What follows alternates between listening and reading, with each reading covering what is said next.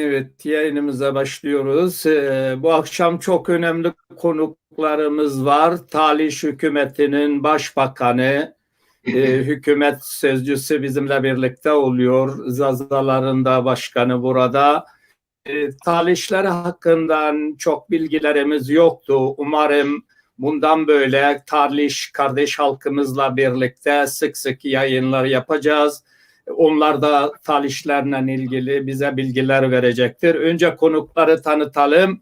Rahim Mirzayev Taliş Başbakanıdır. Onu size takdim ediyoruz. Arkasından Boris Talişkisi var. Zaza Ulusal Başkanı Koyabers var. Bravo, hoş geldiniz canlı yayınımıza. Hoş Sağ bulduk. olun. Hoş gördük. Mahmut Bey, hoş gördük Arslan Bey. Sağ olun. Siz de hoş gelmişsiniz. Sağ olun, var olun. Önce Başbakanımızdan başlayalım. Başbakanımız gerçekten çok değerli bir kardeşimizdir. Onu Zaza halkını da tanıyor. Taliş halkını temsil ettiği için kendisine çok çok teşekkür ediyoruz. Taliş halkı için çok önemli bir liderdir. O çalışmaları da güzel gidiyor. Evet, şeyle başlıyoruz. Başbakanımızla başlıyoruz. Taliş halkı hakkında bilgi edinmek istiyoruz.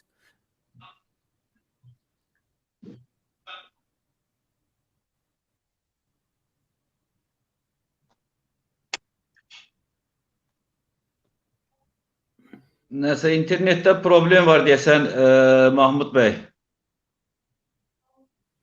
Evet, kusura bakmayın, yani bu akşam da tam aksine çok önemli bir yayınımız olacaktı ama sıkıntılar var. Gene de biz sizi dinliyoruz.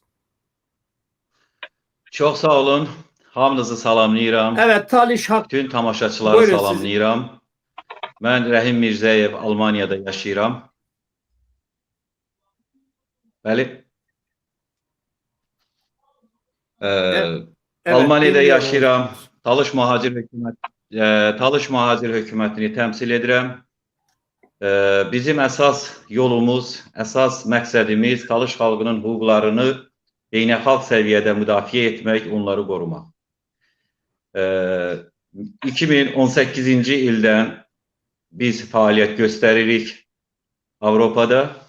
2018-ci ilin iyun ayının 16-sında bizim Talış Muğtar Respublikasının mühacir hökuməti elan edildi və o vaxtdan bu günə qədər fəaliyyət göstəririk. Həm də insan hüquqlarının müdafiə komissiyası yaradılıb Talış mühacir hökumətinin nəzdində.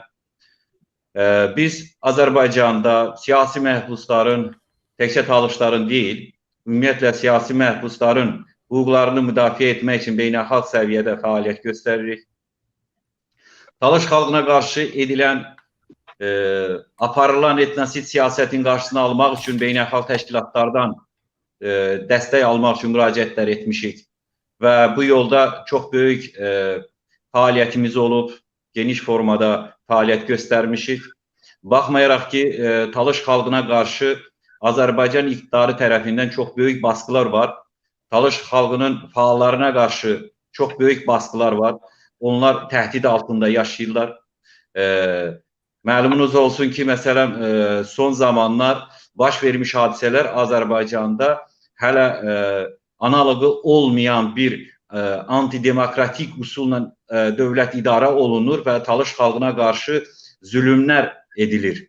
Məsələn, buna misal olaraq mən göstərə bilərdim ki, Talış xalqının görkəmli ictimai-siyasi xadimi, böyük alim, Talış xalqının dilinin qrammatikasını çox mükəmməl bilən jurnalist, publisist, alim Fəxrəddin Abbaszadə həbs edildi və həbsxanada o məmmalı şəkildə qətlə yetirildi. Ondan sonra isə aprel ayının 15-də başqa bir Talış fəalı Aslan Qurbanov həbs edildi. Yəni ki, sosial şəbəkələrdə yalnız fəaliyyət göstərdiyinə görə, sosial şəbəkələrdə hansısa məqalələr, statuslar yazdığına görə 7 il azadlıqdan məhrum edildi. Təsəvvür edin ki, Azərbaycan iktidarı bugün Talış xalqına qarşı hansı repressiv əməllər aparır, hansı repressiv siyasətlər yürüdür, hansı iqtisadi repressiyalar həyata keçirir. Bu haqda geniş danışarıq indi ikinci etapta, belə deyim ki, hələlik ki, bizim gördüyümüz işlər haqqında, mühacir hökumətinin gördüyü işlər haqqında qısa məlumat vermək istərdim ki, biz sıx Avropa Şurası ilə, Avropa İttifaqı ilə, Birləşmiş Millətlər Təşkilatının Baş Assambleyası ilə, eləcə də İnsan Haqlarının Müdafiə Komitələri ilə sıx əlaqədəyik. Onlarla bir yerdə fəaliyyət göstəririk və onlardan Talış xalqına qarşı edilən bu zülmlərə son qoymağa, yəni Azərbaycana təsir edə biləcək qərarlar qəbul etməyi tələb edirik. O cümlədən hətta Avropa İttifaqının Zaqafqaziya üzrə komissarlığı hətta Talış xalqının o düşdüyü o problemlərdən məlumat almaq üçün komissiya yaradıb Azərbaycana göndərdi. Çox əfsuslar olsun ki, Azərbaycan iktidarı, Azərbaycan hakimiyyəti onun da qarşısını aldı. Öz adamlarını həmən komissiyanın qarşısına çıxartdı və Talış xalqının güya heç bir problemi yoxdur.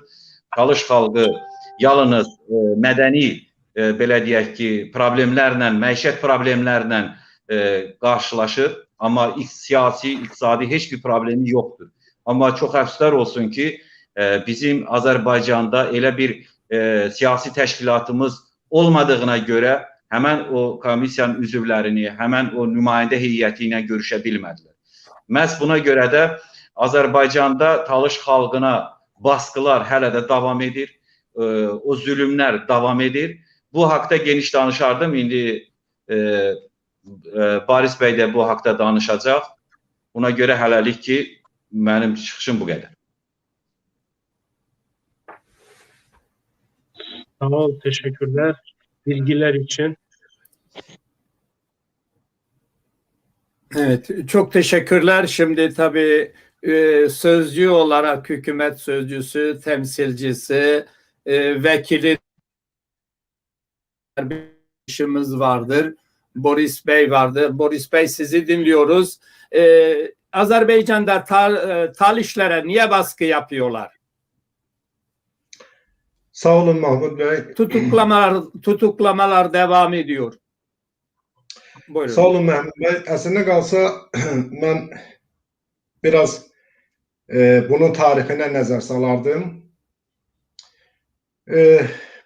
Bu yaxınlara qədər belə deyək ki, biz Zaza qardaşlarımız barədə məlumatımız çox az idi.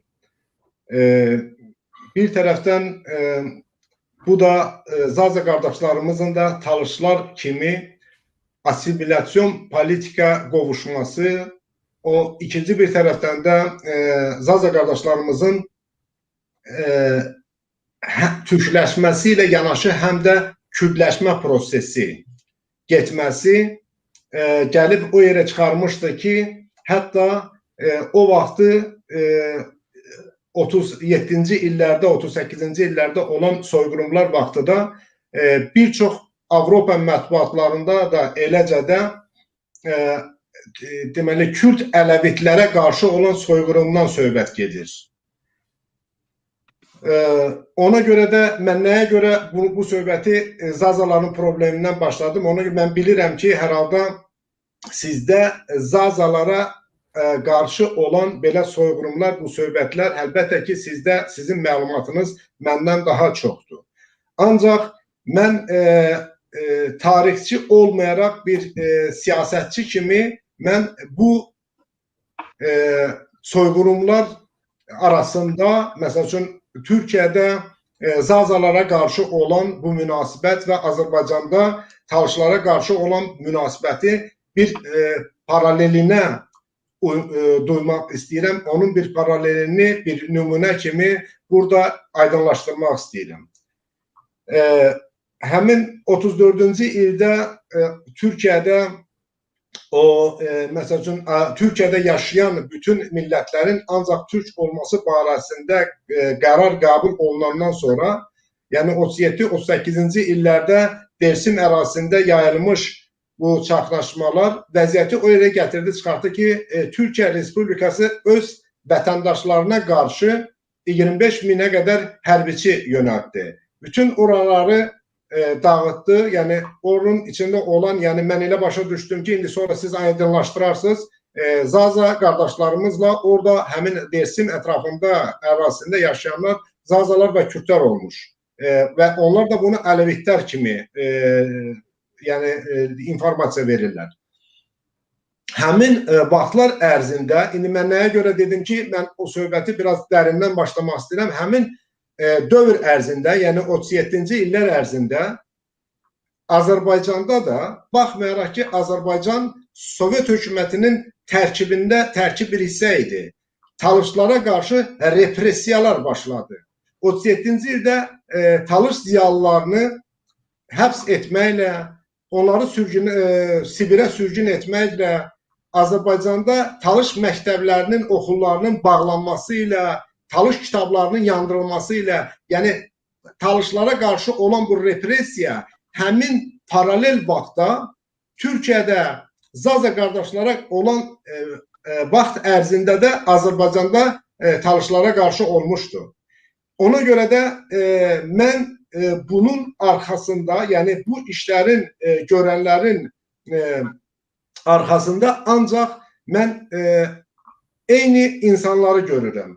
İndi onu əlbəttə ki, tarixçilərə həvalə edirəm ki, tarixçilər araşdırmalar aparsınlar ki, həqiqətən də nəyə görə eyni vaxtda həm orada, həm Azərbaycanda, həm Türkiyədə, hansı ki, bir-birlərini qardaş xalqlar sayırlar, eyni söhbətlər başladı. Həm də ki, məsələn, 18-ci illərdə Azərbaycanın müstəqilliyinə, belə deyək, Azərbaycan müstəqil bir dövlət quruldu.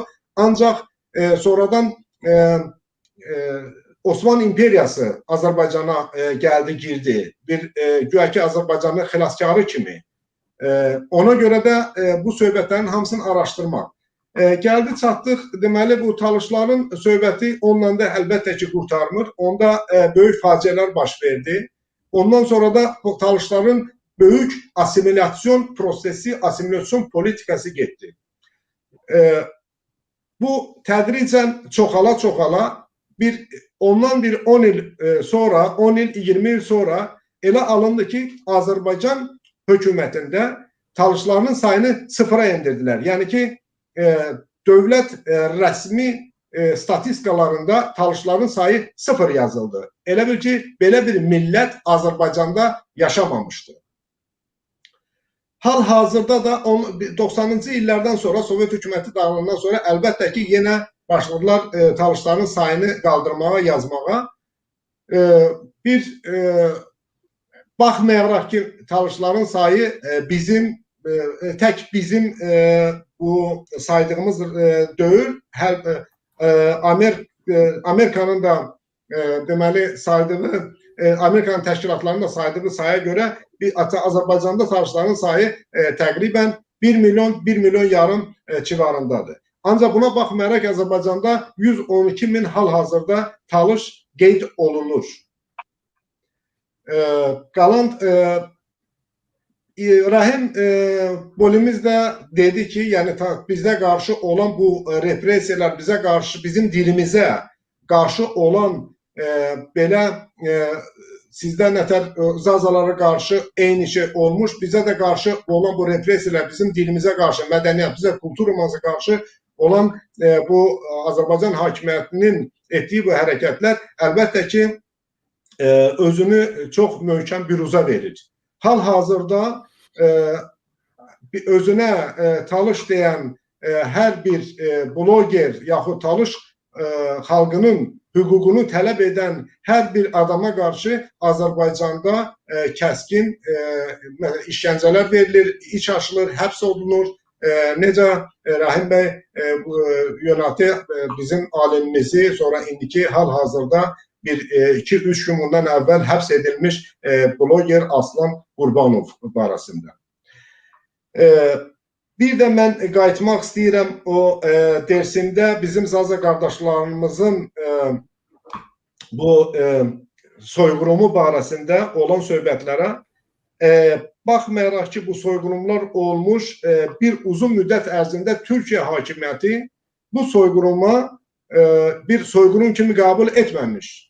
Ancaq 2011-ci ildə bizdə olan məlumata görə Erdoğan, bu Başbakan Erdoğan, yəni soyğurum kimi də olmasa, yəni bunu bir faciə kimi qəbul etmiş. Biz bunu anladık. Faciə kimi qəbul etmiş. Almaniyada vaxtı ilə etdiyi genosidə qarşı, etdiyi soyğuruma qarşı onu qəbul etmiş və ona görə bütün belə deyək, ölkədən kənarda olan, yəni bütün Sovet hökumətində olan, başqa yerlərdə olan bütün Yahudiləri Almaniyaya dəvət etmiş, onların yaşam haqqını vermiş və onlara hələ indiyə qədər də neçə illər keçmiş onlara kompensasiya ödəyir. Mən sizə qarşı bir sualım, bizim Zaza qardaşlar, yəni Erdoğan 2011-ci ildə bunu dedi. Sizə mi qarşı hansısa bir iş görülmüş orada? Yəni sizə bir hansısa bir kompensasiya verilmişdi? Yaxud sizə deyilmiş ki, ya gəlin, məsəl üçün sizin bu yerinizin adı Dersim idi, biz hansı ki təzədən Tunceli orada dəyişdirdik adını. Biz burada sizə bir avtonomiya verək, siz bizim vətəndaşımızsa, elə bir şey olmuşmu sizə qarşı?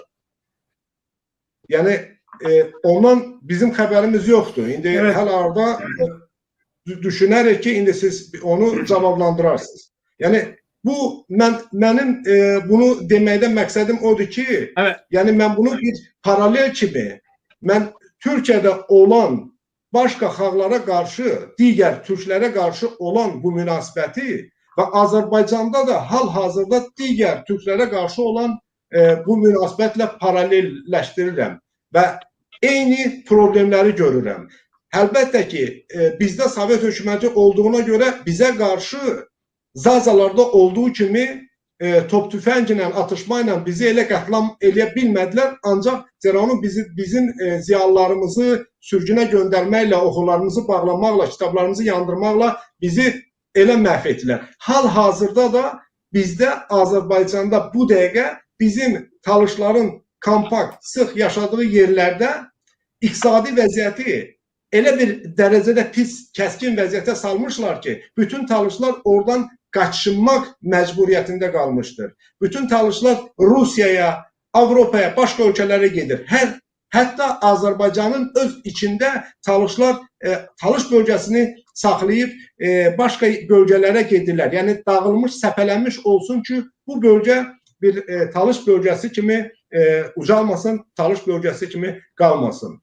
Bir də xahiş edirəm, Mahmud bəy, mənim o sualıma əgər cavab versəydiniz, yaxşı olardı. Erdoğan sözü dedi, ancaq həqiqətən sizə bir kompensasiya verildi. Həqiqətən biz Zazalar üçün hansısa bir şərait yaradıldı ki, onun o vaxtların əvəzi çıxılsın. Yəni o vaxtı deyək də, yəni ki, orada Avropalıların, məsəl üçün mən bilirəm ki, 2021-ci ildə təqribən 2 ay, 3 ay bundan qabaq Avropanın Frankfurt Allgemeine qəzetində çap olunmuşdu bu soyğurum barəsində. Orada onların dediyinə görə 50.000 adam orada qətlə yetirilmişdi. Yəni bu Avropanın mətbuatında bunlara dair söhbətlər çoxdur. Buyurun. Evet, çok teşekkür ederim. Bize soru sordum. Ben şimdi sözü tabii başkana bırakacağım. Başkan sizin sorunuza yanıt verecek ki Zazalara çok büyük katliamlar oldu. Onu kısacana değinirseniz sevinirim Sayın Koyabers. Sağ ol, teşekkürler. Siz tekrardan hoş gelmişsiniz. Şimdi ondan önce ben şöyle bir mevzuya değineyim. Gerçekten başta da Mahmut söyledi. Biz talişleri tanımıyorduk daha doğrusu. Bundan 2,5-3 yıl önce bir arkadaş burada telefonumu temin etmişti. Bana bir telefon etti. Seninle görüşebilir miyiz dedi. He. Ben olur dedim, görüşelim. Biz görüştük. İşte anlattı, sen nasıl burada ne şekil mücadele verdin de Zazaları az da olsa bazı kurumlarda tanıtabildin. Ben kendisine tabii izah ettim. Ondan sonra da söyledim, yani ne gerekiyorsa elimden geleni hepsini esirgemeden yapacağız. Geçenlerde de gene bir telefonla görüştük. İşte bu korona illeti çıktı. Bir türlü şey edemedik. Benim o konularda büyük tecrübelerim var. Ben sendikacılıktan geliyorum. Yıllarca onun mücadelesini verdim Türkiye'de. Dediğim gibi biz bundan sonra işte kardeşiz, birbirimizi tanımak. Dönelim ülkeye. Dönelim ülkeye.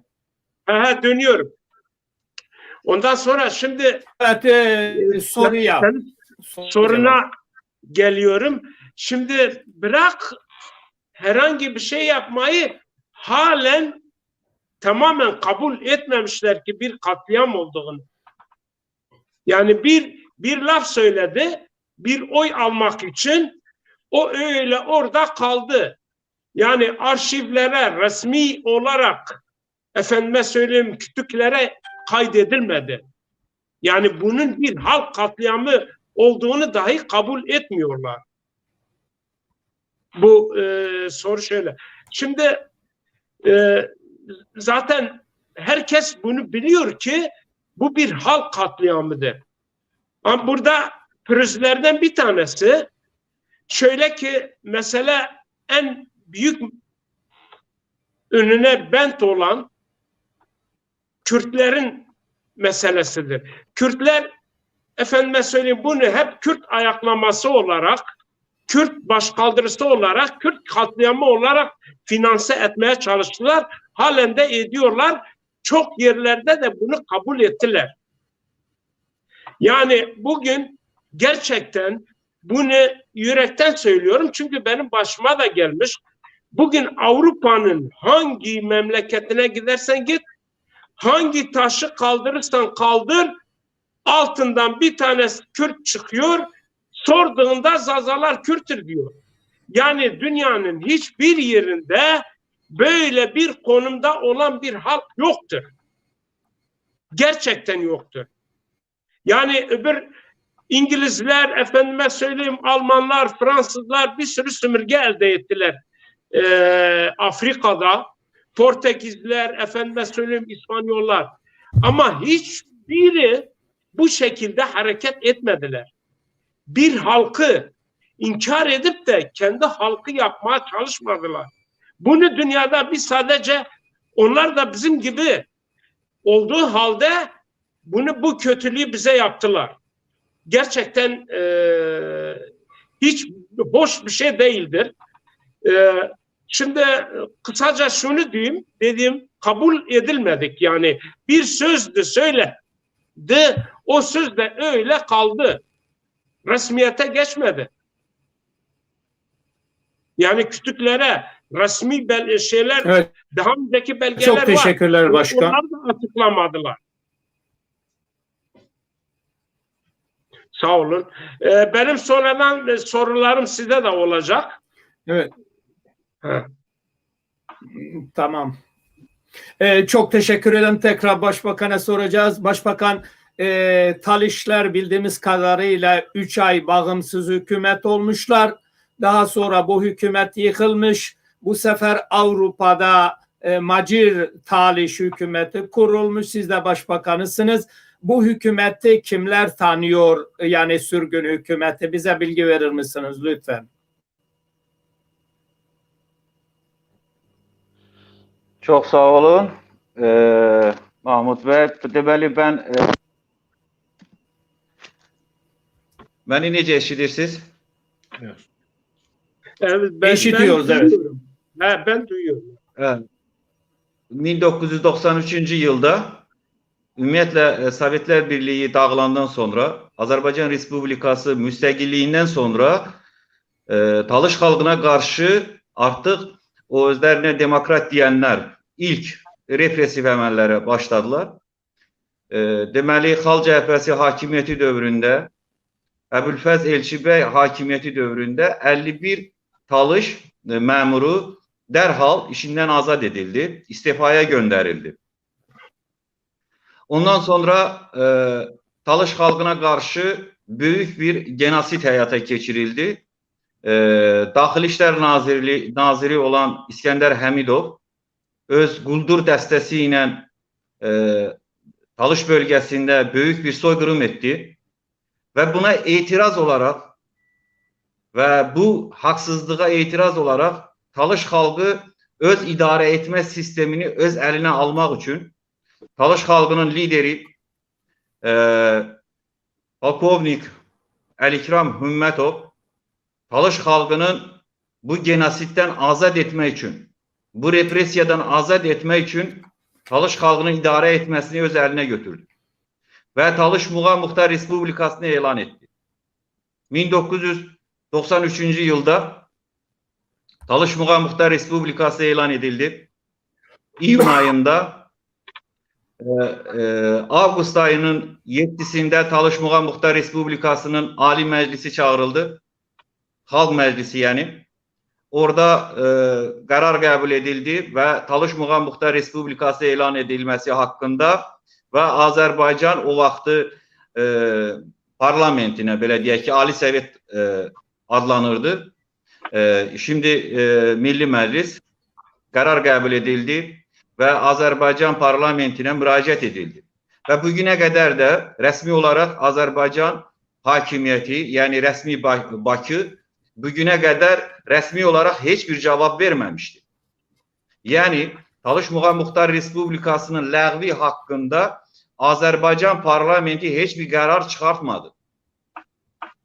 Yalnız Ağustos ayının 23'ünde yeniden o vaxtı hakimiyyət Heydər Əliyev hakimiyyəti, artıq Əbülfəz Elçibəy hakimiyyəti dağılmıştı. Heydər Əliyev hakimiyyəti idi 1993. yılda. Heydər Əliyev Dövlət Təhlükəsizlik Xidmətinin küllü miqdarda nümayəndəsini, yani onların əməkdaşlarını Talış bölgəsinə göndərdi və Lənkəran şəhərində hərbi diviziyaya hücum edildi və Əlikram Hümmətov, Talış Muğam Muxtar Respublikasının prezidenti xalqa ateş açmadı. Yani onlara hiçbir güç onlara göstermeden teslim oldu. Kan tökülmeden o Lənkəranı, yani Talış bölgesinin paytaxtı olan Lənkəran şəhərini tərk etmək məcburiyyətində qaldı. Ve çok geçmedi ki Heydər Əliyev öz o diktatör karakterli, yani o cinayetkar karakteri bir insan edib ve bunu hiçbir vaxt hiç kime güzəşt etmeyen Heydər Əliyev bütün gücünü səfərbər edib Talış xalqının lideri olan Prezident Əlikram Hümmətov həbs edildi. İlk növbə Əlikram Hümmətova ölüm cəzası təyin edildi. Ölüm hökmü oxundu. Bir neçə il ölüm hökmü üzərində altında belə deyək ki, həbsxanada qaldı. Ölüm hökmü həyata keçirilmədi. Ona görə ki, nəyə görə ölüm hökmü həyata keçirilmədi, onu da bir açıqlayayım. Ölüm hökmü ona görə həyata keçirilmədi ki, Avropa Şurasına üzv olmaq üçün, yəni Avropa Şurasının qanunlarına tərəfdar çıxmalıydı Azərbaycan hakimiyyəti. Məhz buna görə də ölüm hökmü oxundu, amma həyata keçirilmədi. Və ömürlük həbs cəzası ilə əvəz olundu. 2003-cü ildə yenə də Avropa Şurasının, Avropa Məhkəməsinin tələbi ilə Əlikram Hümmətov azadlığa buraxıldı, amma Azərbaycan vətəndaşlığından xaric edildi. Onu yani həbsxanadan birbaş hava limanına gətirdilər Azərbaycanda, Bakı şəhərində. Hava limanından İstanbul'a gönderildi. İstanbul'da onu karşılayan Hollandiya, Niderland Krallığın səfiri ve Azərbaycan Respublikasının Türkiye'deki olan fövqəladə səfiri oldular. Üzr istəyirəm mənə.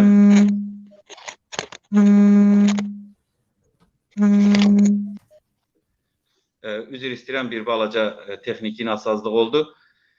Deməli, Türkiyədə Azərbaycanın fövqəladə səfiri və Hollandiyanın səfiri onu qarşıladılar hava limanında, İstanbulda. Orada ona Azərbaycan səfiri vətəndaşlığı olmayan pasport təqdim etdi Əlikram Hümmətova. Və Əlikram ona kobud formada cavab vermişdi həmən səfirə. Ondan sonra da Hollandiya səfiri onu qarşılamış və ailəsi Hollandiyada yaşadığına görə onu Hollandiyaya yola salmışdılar. Və o gündən bu günə qədər o Talış xalqına qarşı Heydər Əliyevin apardığı siyasət, o cümlədən indi həmən siyasəti oğlu İlham Əliyev davam edir. O baskılar, o təhdidlər altında saxlamaqla Talış xalqının içərisində bir qorxu, bir xof yaratmaq istəyirlər ki, yəni Talış xalqı bu mübarizədən çəkilsin. Talış xalqı bu sir deyil ki, həm 1-ci Qarabağ savaşında, həm 2-ci Qarabağ savaşında öz mərdliyini, mətanətliyini göstərdi və 2-ci Qarabağ savaşında bütün ön cəhbədə döyüşən əskərlər, zabitlər hamısı Talış xalqının nümayəndələri idi. Və bu 2-ci savaşda, 2-ci Qarabağ savaşında 1000 nəfərdən çox Talış balaları şəhid oldu.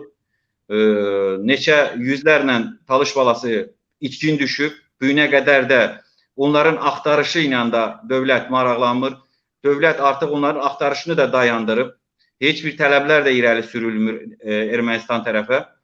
Və o Talış xalqının düşdüyü bugünkü bəlanı, bugünkü o faciəni biz bütün dünya ictimaiyyətinə çatdırmışıq. Hollandiya krallığı, artıq Niderland krallığı Talış xalqının problemləri ilə tam mənada o Talış problemini bilir. Almanya Federativ Respublikası olsun, ta Almanya Bundestagına qədər biz Talış problemini qaldırmışıq. Almanya parlamentindən bir neçə millət vəkili ilə danışıqlarımız olub. Onlar da Talış probleminin böyük bir formada olduğunu artıq bilirlər. Fransa dövləti Talış problemini artıq qəbul edib. Eləcə də İsveç, Latviya dövləti Talış problemini artıq milli, etnik bir problem olduğunu qəbul ediblər. Avstriya dövləti, bir neçə ay bundan əvvəl Avstriya dövlətindən aldığımız son məktubda da artıq Talış xalqının problemlərinin tam qəbul edilməsi haqqında bizə məlumat verdilər. Və onlar da bununla bağlı Avropa parlamentində bu haqda məsələ qaldıracaqlar. Avropa parlamentinin bir 8-9 millət vəkili artıq Talış xalqının problemini Avropa səviyyəsində, Avropa İttifaqı səviyyəsində qaldırmaq və yəni Talış xalqına qarşı edilən bu soyqırımı saxlamaq üçün, bir tədbir görmək üçün bizim onlara etdiyimiz müraciətləri tam qəbul etdilər. Birləşmiş Millətlər Təşkilatının Baş Asambleyasından aldığımız müraciətlərimizə cavab olaraq onlar cavablandırdılar ki, bəli, Talış xalqının problemləri mövcuddur və çox əfsuslar olsun ki, bunu Talış xalqının Azərbaycan nümayəndələri, yəni Talış təşkilatları, Azərbaycanda olan təşkilatlar bu haqda susurlar. Və o cümlədən Amerika Departamentindən də biz bu məktubu eyni məzmunda elə bir məktub aldıq ki, yəni nəyə görə təkcə Avropada mühacir hökuməti Talış xalqının problemləri ilə maraqlanır, Talış xalqının problemini dünya miqyasına çıxardır, amma Azərbaycanda bu haqda heç bir təşkilat danışmır. Biz təkcə iqtidarla mübarizə aparmırıq, Mahmud bəy. Biz həm də müxalifətlə mübarizə aparırıq. Bu pantürkizm siyasəti insanların qanına işləyir. Bu, hər bir insan millətçi ola bilər. Yəni, öz millətini sevən, öz millətinə hörmət edən, öz dilinə, mədəniyyətinə hörmət edən insan, bəli, millətçi sayıla bilər. Amma şovinist olmaq, bu nasizmin, bu rasizmin bir növüdür. Şovinist olmaq lazım deyil. Millətçi olursan ol, millətçi olmaq yaxşı şeydir. Bəli, öz millətini sevirsən, millətçisən, amma şovinist olmaq, başqa millətlərə, başqa xalqlara hörmətlə yanaşmaq lazımdır. Təsəvvür edin, Sovetlər dövründə yaradılmış o iqtisadi bazanı Talış bölgəsində müstəqillik dövründə tamamen dağıdıldı. Bütün rayonlarda, məsələn, Lerik rayonunda şərabçılıq vardı, heyvandarlıq safozları var, kollektiv təsərrüfatlar belə deyək ki vardı. Dövlət tərəfindən həm də bütün əkin biçində belə deyək ki mal, heyvandarlıq hamısı onun məhsulu, əldə edən məhsul dövlətə satılırdı və dövlət onu alırdı və insanlar işləyib çalışıb bir ekmek parası kazanırdılar. Ama şimdi şu anda Azerbaycan'da Talışların yaşadığı, kompakt yaşadığı ərazilerde iktisadi böhrandır. İktisadi bir represiyadır. İktisadi represiya biz deyəndə mən dəfələrlə bunu təkrar eləmişəm. Talış xalqına qarşı Azərbaycan hakimiyyəti represiv əməllər edir. Represiya o demək deyil ki, bütün xalqı hamısını öldürəsən, gülləliyəsən. İktisadi represiya odur ki, yani bütün iktisadi bazalar dağıdılıb. Məsələn, bizim əsasən Talış bölgəsində sitrus meyvələri, çayçılıq idi. Çayçılıq məsələn plantasiyaları vardı. Onlar hamısı dağıdıldı. 5-6 sot xalqa, deməli vətəndaşlara paylandı. 5-6 sot çay plantasiyaları rentabelli değil. Ona göre de hemen o vətəndaşlar aldığı o torpaqları, o çay kollarını qırdılar, hamısını dağıttılar. Başka əkin sahasına çevirdiler. Bir çay kolunu da onun məhsuldarlığı 5 ildən sonra başlayır. Görün indi ne kadar Talış xalqına ziyan dəydi. Ne kadar Talış xalqı o zavod fabriklerde çalışan o insanlar artık ev eşiklerini terk edip kompakt şekilde köç etmeye başladılar. Ve onlar köç edip hara geldiler? Ya Bakıya ya da Rusya devletine köçtüler. Rusya'ya köçen Talış artık o övladları Ruslaşmış formada büyür. Bakıya köçmüş Talış'ın övladları, uşaqları ise o artık Azerbaycançılıq meyarından çıxış edir. Azerbaycan Türkçülüğünden danışır. O da artık Talışlığını itirir ve ona Talış deyəndə de o özüne bunu təhqir sayır. Təsəvvür edin, belə bir formada xalqı elə bir vəziyyətə saldılar ki, Talış xalqı öz yaşadığı dədəbaba yurtlarını qoyub sürgünə getdilər. Özləri öz ayaqları ilə sürgün edildiler, belə deyək. Sürgünü boyunlarına götürdüler. Bunu kim edir? Bunu bugünkü İlham Əliyev hakimiyyəti. Məhkəmə sistemi məsələn yoxdur. Azərbaycanda vəkillər institutu yoxdur. Bir insanın hüquqlarını müdafiə edən bir vəkil yoxdur. Məsələn sizə bir misal bu Aslan Qurbanovun həbsi ilə bağlı sizə deyim. 15'inde Aprel ayının 15'inde bu ayın 15'inde artık ona 7 il iş kesildi. Bu vəkil, onun vəkili dövlət tərəfindən təyin edilmiş vəkildir. Başka vəkil bu işi götürmür. Bu vəkil deyir ki, mən bu Aslan Qurbanovun işini apellyasiya məhkəməsinə verə bilmərəm. Mənim işim burada tamamlandı. Nəyə görə? Əgər o apellyasiya məhkəməsinə şikayət etsə, onun vəkillər kollegiyasından xaric edilmək məsələsi qaldırılacaq, yəni onun lisenziyası ləğv ediləcək. Heç bir siyasi məhbusun işi apellyasiya məhkəməsinə getmir. Bu Talış xalqına qarşı bir soyqırım həyata keçirilir.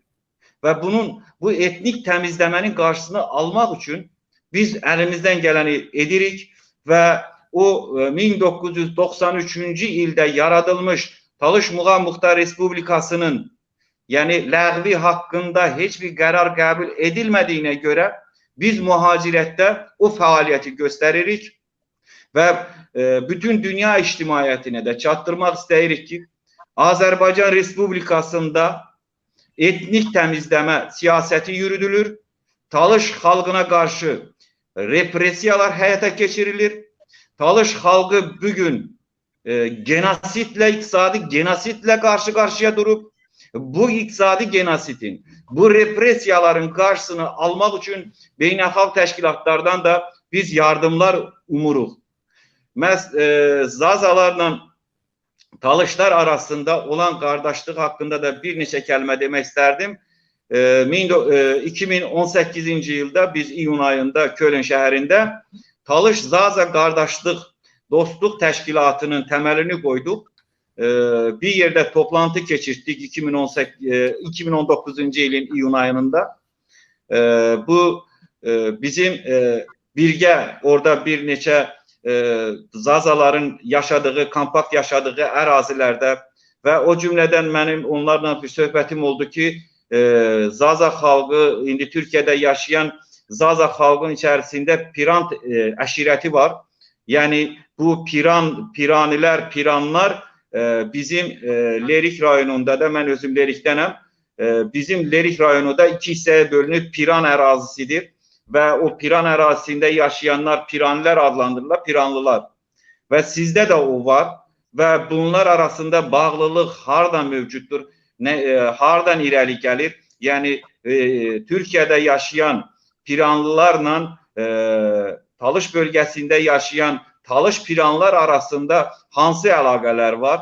Və sonra bu araşdırmalardan bir arkadaşım mənə söylədi ki, Zaza arkadaşım, yəni ki, həmən o Piranlılar bizə məlum olan bəzi mənbələrdə onlar Xəzər sahillərində əvvəllər yaşayıblar, Kaspii, yəni dənizin sahillərində yaşayıblar.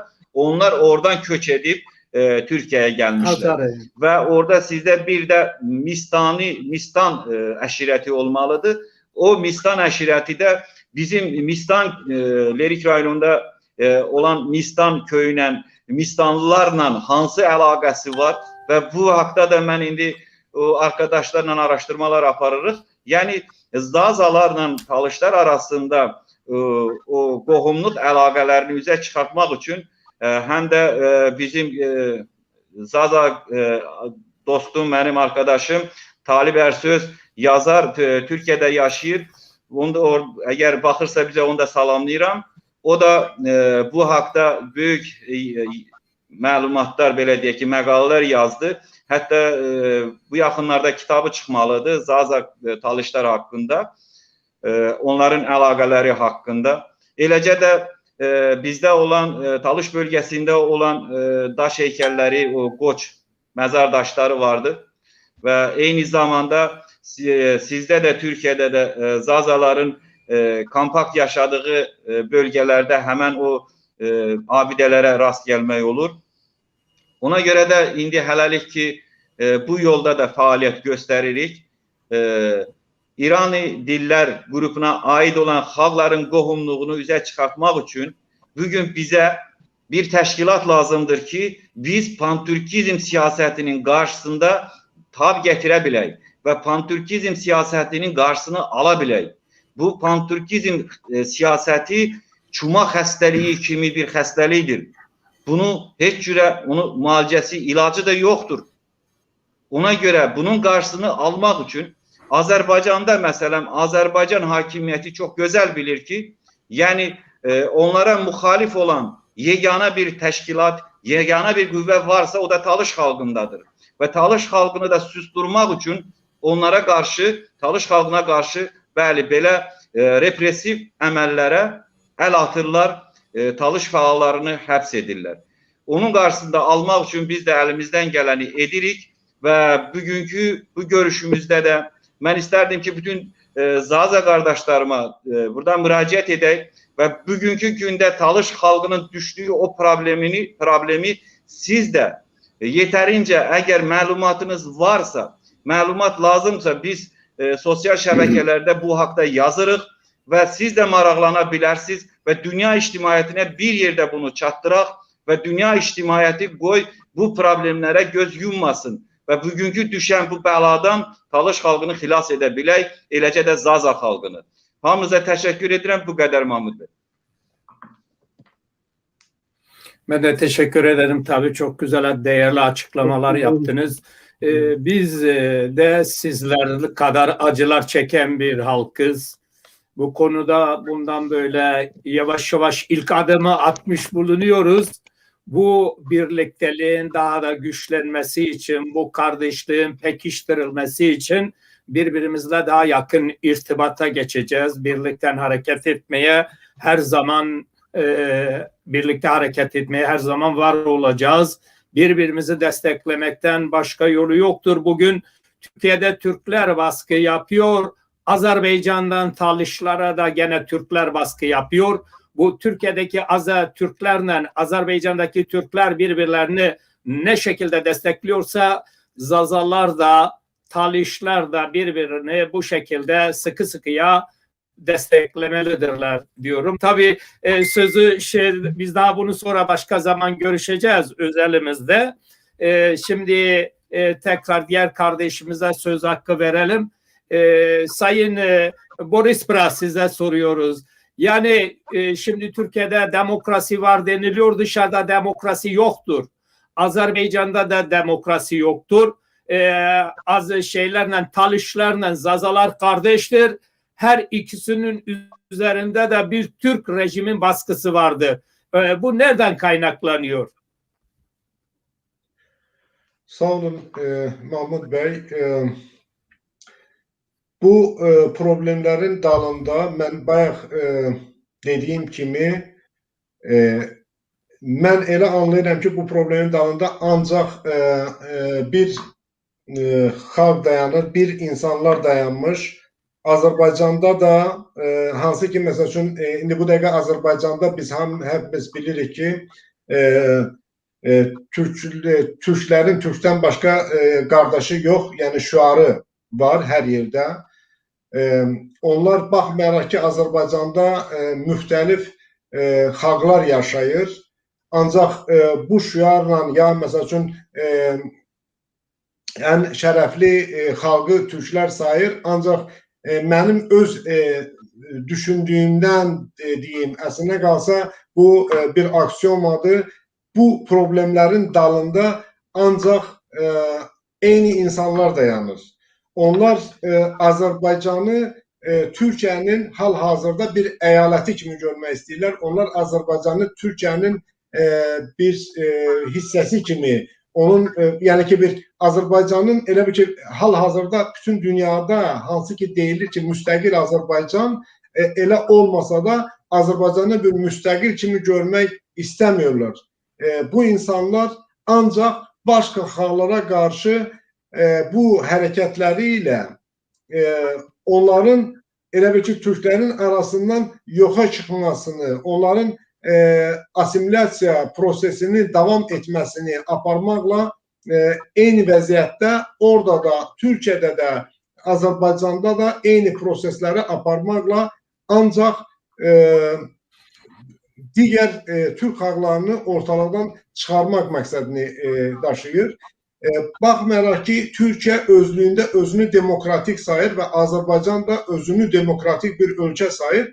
Əlbəttə ki, heç bir demokratik ölkədə belə şeylər qəbul edilməzdir.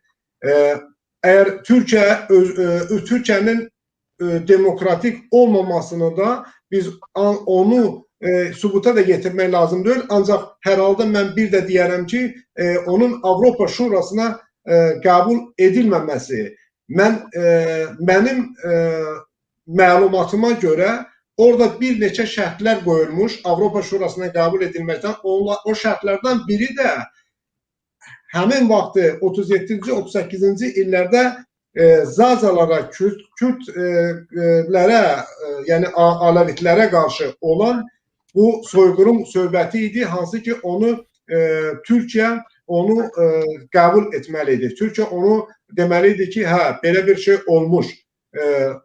Bu da onu bir daha göstərir ki, bu demokratik bir ölkə deyil. Baxmayaraq ki, Erdoğan belə o yarısı da olsa desə ki, hə, elə bir faciə olmuşdur, elə bir faciə yaşanmışdır. Ancaq onun o sözünün dalında, o başbakanın sözünün dalında heç bir şey dayanmır. Yəni o elə alınır ki, o boyda Türkiyənin başbakanı hele bir söz işlətdi, qutardı, getdi. Yəni elə bir ki, küçədə bir nətər deyək. Mən indi istəmirəm ki, onu alçaldım. Məsəl üçün çox vaxtı, çox yerdə kimsə hansısa bir sözü deyir, sözün üstündə dayanmır.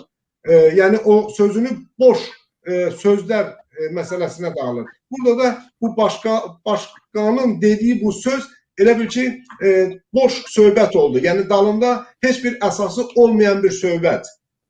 Ona görə mən o sualı verdim ki, siz həqiqətənmi o bu söhbətdən sonra nəsə edib?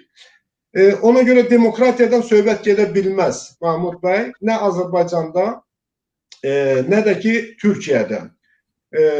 Ən azından bu olmuş hadisələrdən bir nəticə çıxarmaq gərək olardı. Nəticə də çıxmır.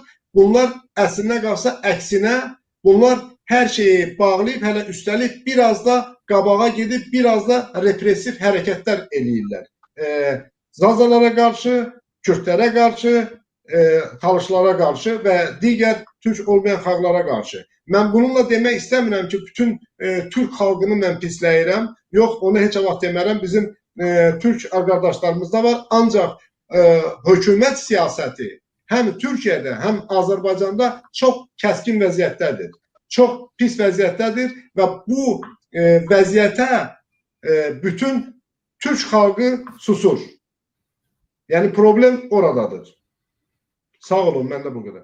Evet, çok teşekkür ederim. Sayın Başkan anlattı. Dedi işte Talişlerin bölgesinden ekonomi çok kötüdür. Orada insanlar göç ettirildi. Çalışmalar yoktur. Halk başka yere yaşamını sürdürmek için gidiyor. Bizim ülkemizde durum emin olun ki sizler kadar çok acıdır. Zazalar geniş bir coğrafyada yaşıyor. Büyük bir nüfusu vardır.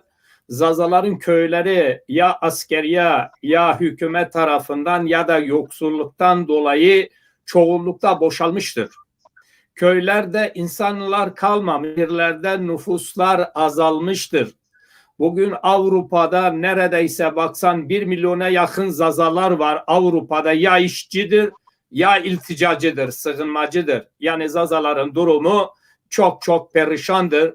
Ama bazı bizim içimizde de işbirlikçi Zazalar var. Hükümetle hareket eden, kendini inkar eden, oradan faydalananlar Zaza davasına gözünü kapamışlardır. Durum çok iyi değildir. Sizin yaşadıklarınızı biz büyük katliamlar gördük. Bugün de Zaza toplumunun nüfusun yarısından fazlası Zazaca konuşmuyor. Yani sizin anlattığınızın benzeri Türk okullarından Türkçe, Avrupa'da Fransızca Almanlaşıyor Zazalar. Efendime söyleyeyim, bu da yetmiyor. Zazaların üzerinde ikinci bir baskısı var. Kürt siyasi partileri, bunların örgütleri aynı devlet gibi Zazaları baskısına almış. Türklerin baskısının yanında bir de Kürt baskısı vardır. Zazalar bir kesimi de Kürtleşmeye doğru gidiyor. Bunun için Zaza insanlarının kendi özüne dönmesi için olarak bir mücadele vermeleri lazım. Küçük hesaplar yapıyor Zazalar. Diyor ki işte bir dernek kuralım diyor. İşte bir küçük dergi çıkaralım diyor. Ve bu şekilde Zazaları kandırıyorlar. Yani Zazaların sorunu sizin gibi en azından uluslararası bir sürgün hükümet hiç olmasa Zazaları temsil eder. Zazalar da başka ülkelerini savunması için girişimde bulunmalı. Şimdi bir insanın bir memleketi vardır, bir de dünyası vardır. Yani bir insanın bir memleketi var, bir de dünyası var. Eğer senin memleketin sömürge baskı altındaysa, üzerinde baskısı varsa sen haliyle dünyaya başvuracaksın. Yani dünyada da ileri demokrat insanlar, insan haklarından yana olan kuruluşlar var. Buralara müracaat etmek lazım. Yani biz bir tek değil, bir ülkemiz var. Ülkemiz Zaza ülkesi işgal altındadır. Ama Zazaların büyük kesimi bunun farkında değildir. Bunun için Zazaların da yurt içinde, yurt dışında kendini temsil edebilecek yeni siyasi politikalar geliştirmesi lazım. Biz Avrupa Konseyi'ne bundan 1 sene önce bir dosya yaptık. Türkiye'de baskıya uğradık. Bizim üzerimizde zulüm var, soykırımlar olmuş ama ne yazık ki bazı devlet yanlısı Zazalar bu çabamıza İnsan Hakları Mahkemesi'ne, Avrupa İnsan Hakları Mahkemesi'ne destek vermedi. Bu yurt dışındaki Zazalarımız da büyük kesimi Emin olun ki köşelerinden bir Zaza izliyorlar ama işin pratiğine geldi mi kaçıyorlar, korkuyorlar. Yani diyor ki onlar turist gibidir. Yurt dışındaki bu Zazacılık adına konuşanların çoğu turist gibidir. Diyor ben ülkeye giderim, beni tutuklar. Yani istiyorlar ki gökten birileri inecek, bunları kurtaracak. Yani halbuki riski alacak, öne çıkacak, şikayette bulunacak. Ben Avrupa Konseyi'ne gittim. 3 kişi yanımda geldi. Bir sürü adam söz verdi, dedi ki sen oraya gidersen Avrupa Konseyi'ne biz de geleceğiz yanında bu. Ben oraya gittim, 3 tane arkadaş geldi. Kimse gelmedi. Yani korkutulmuş, sindirilmiş bir toplum var. Bu toplum başkasının yanında yer almaya kendini saklıyor. Böyle bir durumdur. Ama bizim coğrafyanın da en eski toplumu Zazalardır. Türkler yoktur, Zazalar var. Kürtler yoktur, Zazalar var. Başkaları yok, Zazalar. Coğrafyanın en eski toplumu bugün yok olmayla karşı karşıyayız. İnsanlar günlük çıkarlar için buna göz yumuyorlar. Durum bu. Evet Sayın Başkan, sizin bir sözünüz var mı? Koya Berzi, bizim ulusal başkanımız. Bu konuya bir şeyin var mı? Bir sözün var mı? Bir açıklaman var mı? Ben birkaç söz söyleyeyim. Bir de bir iki tane sorum olacak. Şimdi Boris Buyurun. bir önceki şeyde biraz kısa kestik. Şimdi biz yıllarca Seyit Rıza'nın, Şeyh Said'in ve diğer şehitlerinin türbelerini istiyoruz. Bak yazı ben 1990'da hem Türkçe hem Zazaça yazmıştım. Demiştim ki biz şehitlerimizin mezarlarını istiyoruz. Hiç olmazsa gidip onları ziyaret edelim. Onların halen mezarlarını dahi bize göstermemişler. Ki nerededir? Yani o söylenen bir iki söz, yani oy toplamak, efendime söyleyeyim uyutmak, bu gibi şey. Şimdi ben bugün sizi konuşturacağız. Başka zaman biz konuşuruz. Şimdi şöyle birkaç tane sorun var. Şimdi bizde problemler çok. Biraz önce bak Mahmut bir noktaya değindi. Şimdi bizde şöyle kendisini Zaza görenler var. Kendisini Türk görenler var. Kürt görenler var. Efendime söyleyeyim yani bu şekilde biz bir sürü parçalara bölünmüşüz.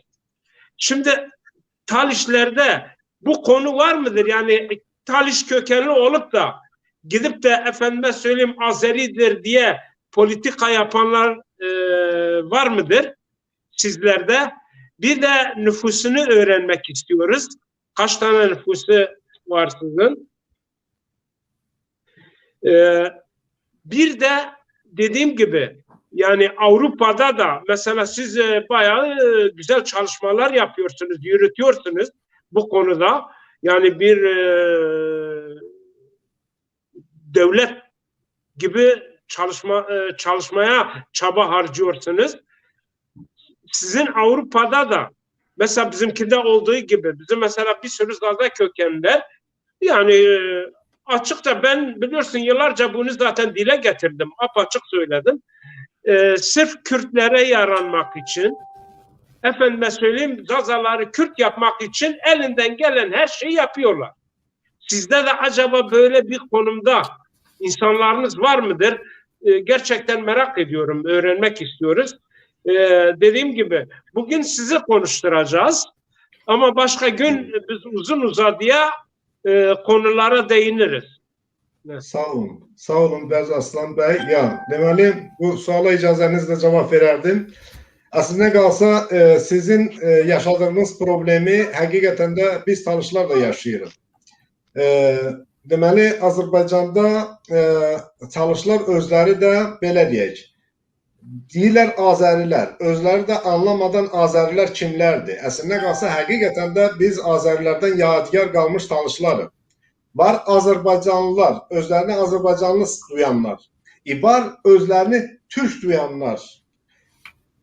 var, hansı ki bu dəqiqə Rusiyada yaşanmış, məsələn Rusiyaya köçmüş gedənlər özlərini Azərbaycanlı kimi qəbul edənlər və onlar Ruslarla yəni uğraşmış, qarışmış.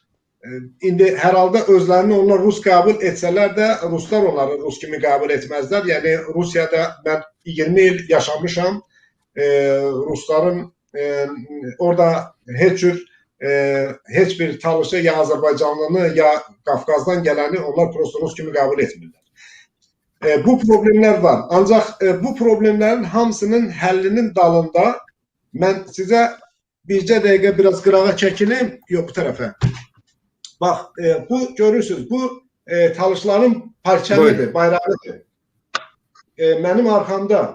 Daha önce şey etmiştiniz, Azərbaycan dergisi yayınlanmış. Yəni ki, hər bir talışın arkasında bu perçem olanda və hər bir zazanın arkasında onun zananın parçamı olanda onda bizdə həm zaza qardaşlarımızda həm talış övladlarımızda bizim yani talış xalqında bu problemlər öz həllini tapacaq. Ancaq o zaman hər bir talış öz bayrağına, yani bayraq hele belə bu bir eski parçası deyil asılmış orada. Onun öz mənası var. Onun o qırmızı xətti, ağ xətti, yaşıl xətti, ortasında olan dəniz dalğaları, günəş şüaları, bunlar hamısı bizim talış xalqının rəmzidir. Deyərdim ki, Zərdüş Peyğəmbərdən qalmış ta indiyə qədər olan bütün rəmzlərdir. Bütün bu rəmzləri, bütün talışlar öz ürəklərində daşımalıdır. Həmişə oturanda, arxasında ona güvənməlidir ki, yəni mənim arxam talış xalqıdır. Yəni mən hal-hazırda oturub öz arxamda talış xalqını görürəm. Həmişə də bütün çıxışlarımda öz talış xalqının bayrağını arxada saxlayıram ki, bütün hamı görsün.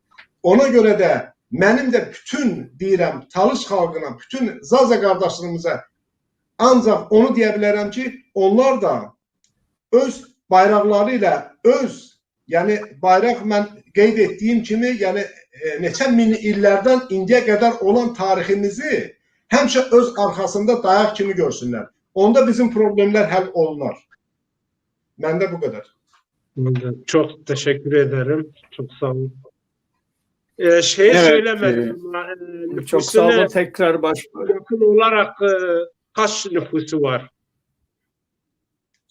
O sualı biraz yaxşı başa düşmədi. Rəhim böyle o sualı sualı yaxşı başa düşmədi. Kaç milyon talış geldi ses? Kaç milyon? Diyelim biz mesela kendimizinkine diyoruz ki mesela bazı arkadaşlar diyor 14, bazı diyor 12. Fakat ben daha önce bundan 15 yıl önce bir araştırma yapmıştım. Köy hangi zaza köylerini, yani 8 milyon civarında bir zaza nüfusunu ben kendim çıkarmıştım. Ama elə deyirsiniz. Əslində qalsa bizdə indi siz bildiğiniz kimi hal-hazırda Azərbaycanda bizim saydığımıza göre 2 milyona kadar 2 milyon civarında talışlar var. Rusya'da bu dəqiqə hal-hazırda 300-400 bin deyirlər. İran'da bir 4 milyona kadar talış var. Ancaq tarixi araştırmalar dəqiqliyi deyil. Ona göre ki bu bizim qabağımıza bütün çətinliklər gətirilir. Biz her şeyi dəqiqliyi hesablamamışıq. Ancaq hələ deyilənə görə o cümlədən Pakistan'da da, Hindistan'da da talışlar yaşayır. Bu məlumatlar deyilir. Biz həmişə istəyirik ki, bizim tarixçilərimiz bunları araştırsın. Üstündə işləyənlər var. Ancaq dəqiqliyi bizim çox təəssüf edirəm ki, məlumatımız dəqiqliyi yoxdur ki, dünyada hansı sayda, hansı çıraqda talışlar yaşayır. Biz ancaq Azərbaycanı, İranı təqribən də bilirik. Ona görə ki, nə Azərbaycanda, nə İranda talışların sayı rəsmi olarak sayılıb deyilmir. Ancaq Rusiyada da bilirik ki, talışların sayı çoxdur. Orada Talışların diasporası da çoxdur. Ancaq Avropada biz elə də çox deyilik. Avropada biz azıq.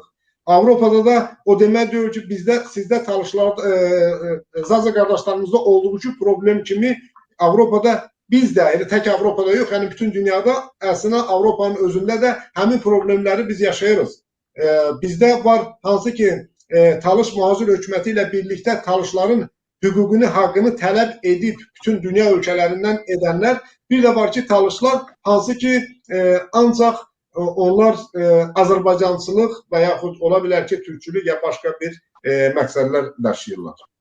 Çox təəssüf edirəm ki bizdə də həmin problemlər var, biz də həmin problemləri yaşayırıq. Yəni bizim bu problemlərimizdə bizi bir daha göstərir ki biz həqiqətən də qardaş xalqıq. Eyni problemləri yaşayırıq. Öylədir. Çok sağ olun, teşekkürler. Evet, sağ olun, teşekkür ederim. Ben tekrar başkana soracağım. Sayın Başkan, tabii Talışlar ve Zazalar Avrupa'da ya da ülkede konuda işbirliği de gitmeliler. Çünkü biz kendimizi yurt dışından sahipsiz görüyorduk. Talışların Zazalardan haberdarı yoktur. Yani yakın ilişkileri yok. Bu işbirliği nasıl gelişebilir? Ne yapmak bu konuda?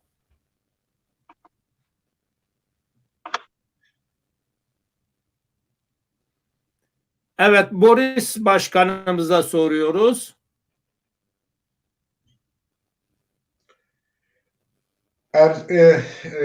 Sağ olun sualınıza göre. Belədir. Deməli, biz bizim Rahim Bollin dediği kimi 2018-ci ildə hələ Zaza qardaşlarla münasibətlər olub. Təəssüf edirəm ki, o zamanlar mən orada mühacir hökumətdə deyildim. Ancaq indi sizinlə də biz konuşuruq. Ya biz ümid edirik ki, bundan sonra biz daha tez-tez konuşarıq. Biz bir-birimizə dəstək olaraq biz öz problemlərimizi bütün dünya ictimaiyyətinə çatdıraraq biz hər halda öz xalqımıza köməyimizi əsirgəmərik. Öz xalqımıza öz köməyimizi edərik və ümid edərik ki, bizim xalqlar da bir qardaş xalqı kimi bir-birinə dəstək olaraq öz problemlərinin həllini tapa bilsinlər. Yəni bu problemlərin həllində də biz əlimizdən gələni gərək edək. Yəni sizin dediyiniz kimi bir çoxları nə sizdə, nə biz Talışlarda bu problemlərin varını duymur. Onlar bilmirlər ki, bizim qabağımızda hansı problemlər dayanmış. Ola bilər ki, bu təsirdən də ola bilər irəli gəlsin. Məsəl üçün, indi hal-hazırda bilmirəm, Türkiyədə təhsil sistemi nətərdir? Zazalar hansı təhsillər alır? Azərbaycanda məsəl üçün təhsil sistemi darmadağın vəziyyətdədir. Bütün kitablar, okullarda olan bütün məlumatlar hamısı tarix kitablarında, başqa kitablarda elə belə coğrafini dayızı götürək, çox saxtalaşdırılmış tarixlər var. Təhsil sistemini qəsdən bu vəziyyətə salmağı ölkənin daxilində insanların səviyyəsini aşağı salmaqla gələcəkdə hakimiyyətə qarşı mübariz adamların yetişməməsinə görə onlar bu işləri görürlər. Çox təəssüf edirəm ki, bu həqiqətdir. İndi çalışaraq ki, heç olmasa bizdə, sizdə bu problemləri görən adamlar, bu problemləri başa düşən adamlar və hər halda birləşib bütün xalqımızı da öz dalımızca, öz arxamızca biz irəlilədə bilərik. Evet, çok teşekkür ederim. Şimdi Başbakan'a soruyoruz. Aynı soruyu size soracağız Rahim Bey. Yani bu Talışlarla Zazaların yurt içinde, yurt dışında işbirliği nasıl gelişebilir? Nasıl birbirini yakından tanıma fırsatı bulur? Çok sağ olun.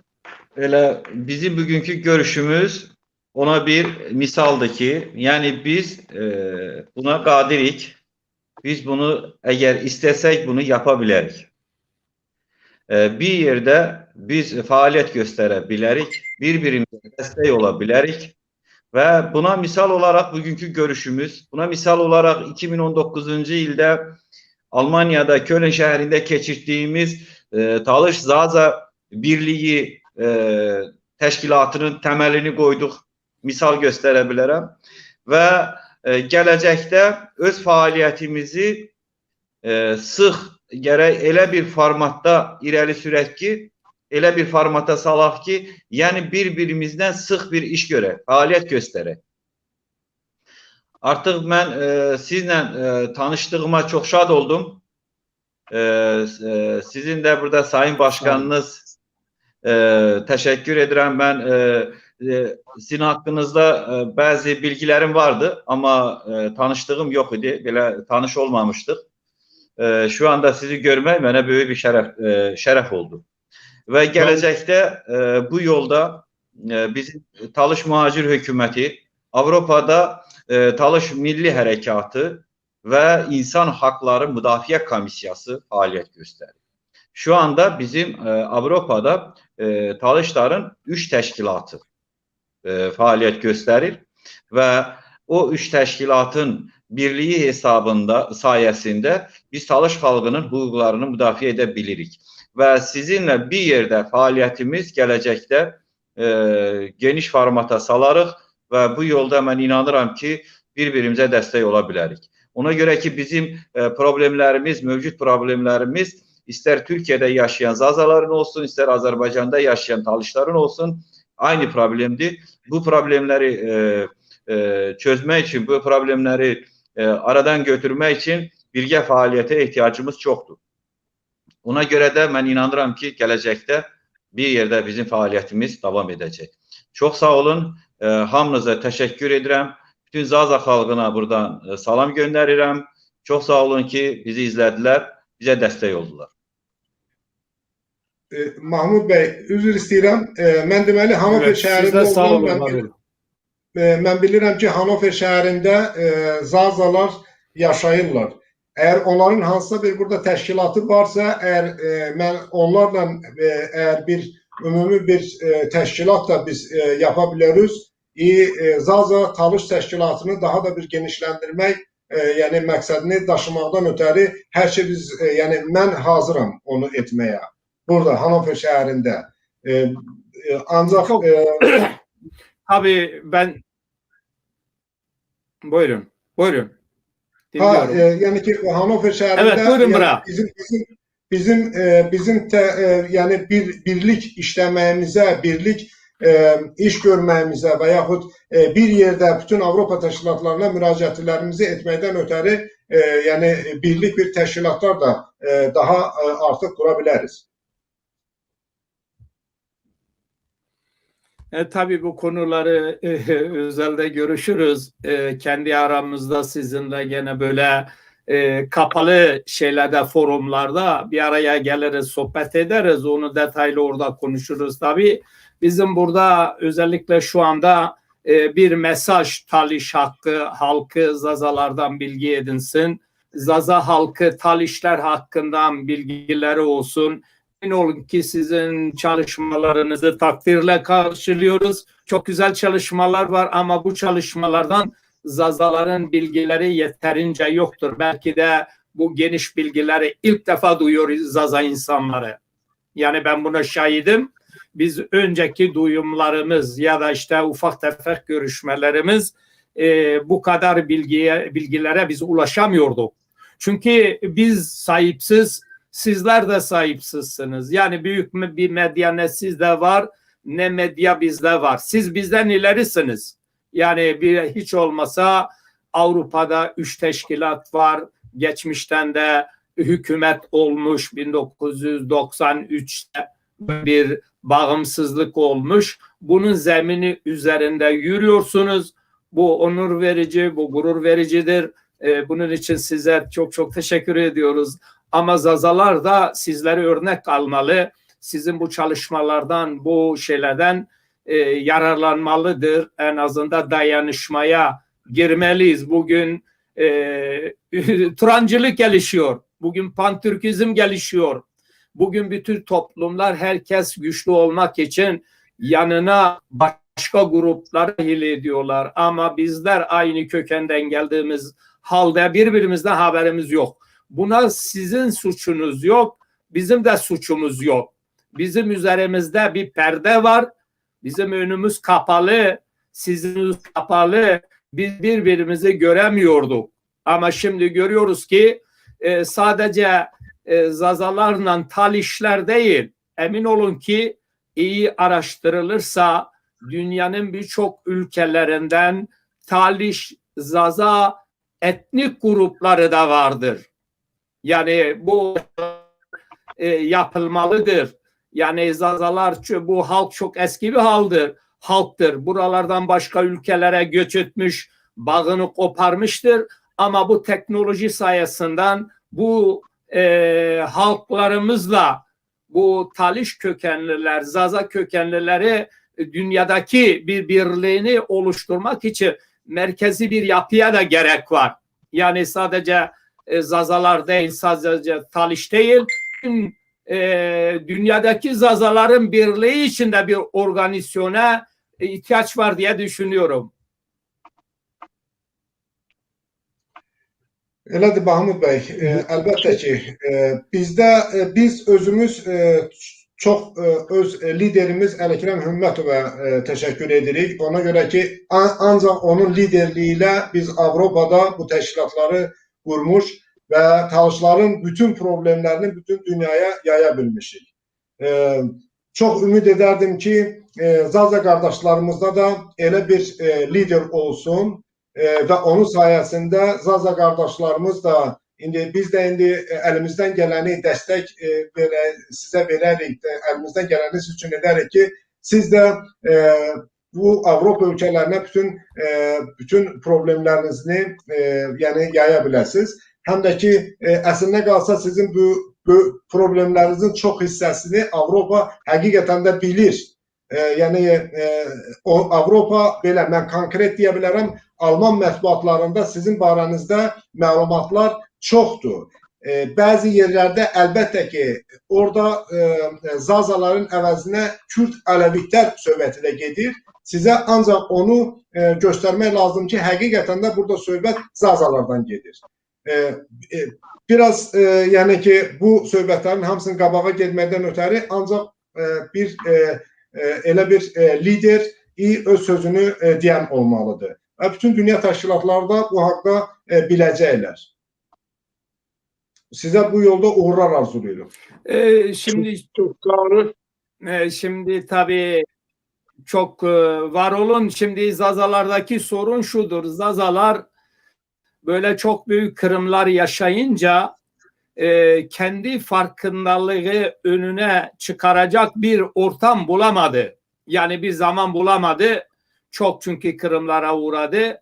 Bu sefer de bu dünyada gelişen işte olaylar, ülkemizdeki bir takım gençlik hareketlerinde başını Türkler ve Kürtler bu özgürlükçü, demokratik olarak bu söylemlerle Zazalar tamamen yani onların yanına gitti. Annesini, babasını, kökenini, her şeyini kaybetti insanlar. Yani bunun için bizim siyasetimiz size göre çok yenidir ve acemidir. Yani bunu belirtmekte belki Zazaların nüfusu sizin nüfusun 3 katıdır. Belki 5 katı. Ama Zaza siyaseti sizin bu mücadeleniz, bu örgütlemeniz, bu çalışmanız yanında bir çocuk gibidir. Bunun için abilerine ihtiyaç düşüyor. Sizler birer hani yani sizin Talişlerin siyaseti Zazalara da bir abilik gibi bir görevleri vardır diye düşünüyorum. Ben sizin bahsettiğiniz değerli şahsiyeti o şahsı ben görüştüm, konuştum. Çok değerli biridir. Onunla ilişkilerimiz, kaynaşmamız, konuşmamız haliyle devam ediyor. Onun gibi bir insanın olması sizin için bir şanstır. Yani bu da bir gerçektir. Bunu kabul etmek lazım.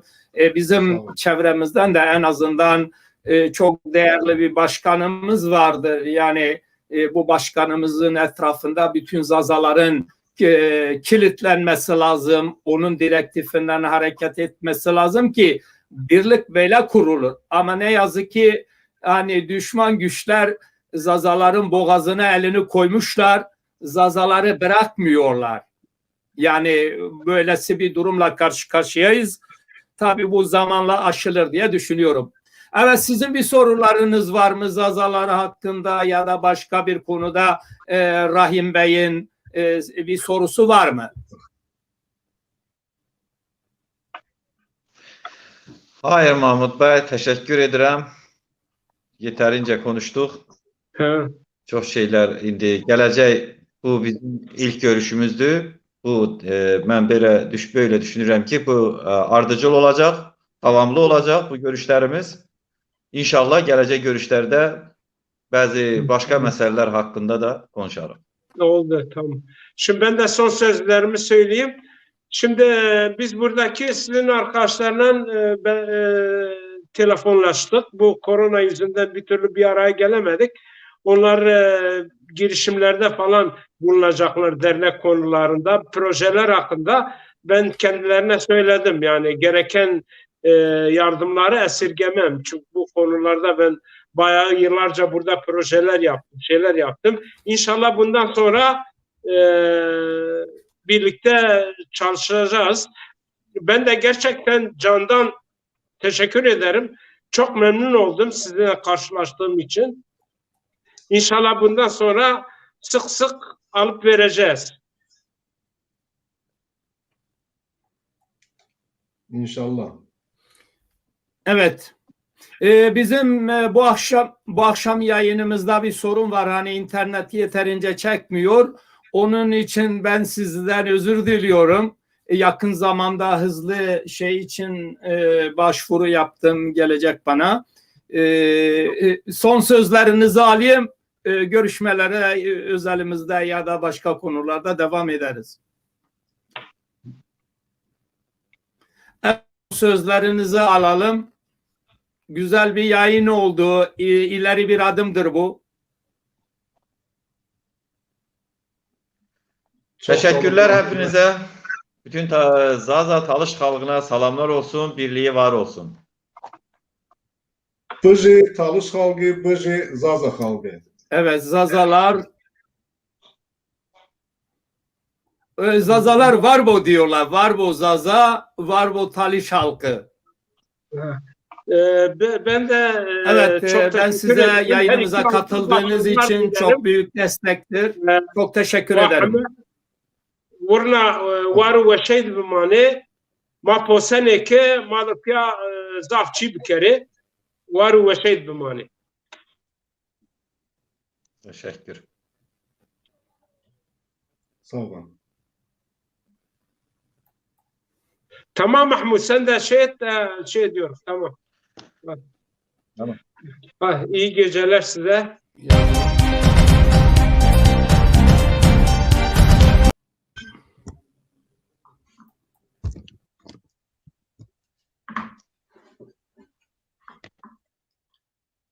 Oldu. Uğurlar olsun. İyi geceler. Selamat kalın. İyi geceler. Sağ ol size de hepinize. Selamat.